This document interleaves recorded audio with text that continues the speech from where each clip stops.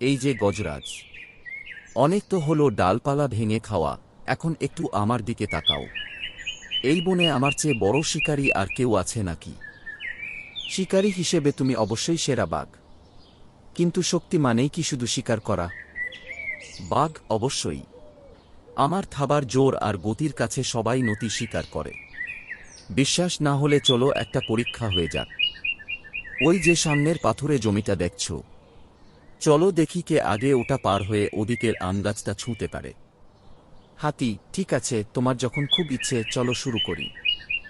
মাঝপথে বাঘ বিদ্যুৎ গতিতে দৌড় দিল, কিন্তু জায়গাটা ছিল এবড়োখেবড়ো বড় পাথরে ভরা।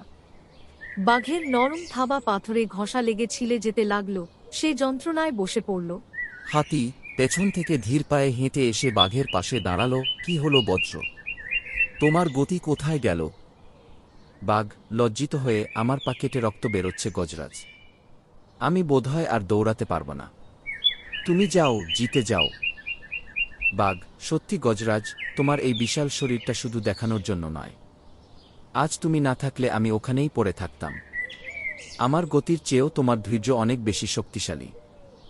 হাতি, মনে রেখো বজ্র, প্রকৃতি একেকজনকে একেকটা ক্ষমতা দিয়েছে। তুমি দ্রুত দৌড়াতে পারো সেটা তোমার গুণ, কিন্তু অন্যের ওপর টেক্কা দেওয়ার জন্য সেটা ব্যবহার না করে বিপদে কাজে লাগানোই আসল বীরত্ব। বাঘ, আমি আজ থেকে আর বড়াই করব না। চলো আমরা দুজনে মিলে এই বনের যত্ন নিই।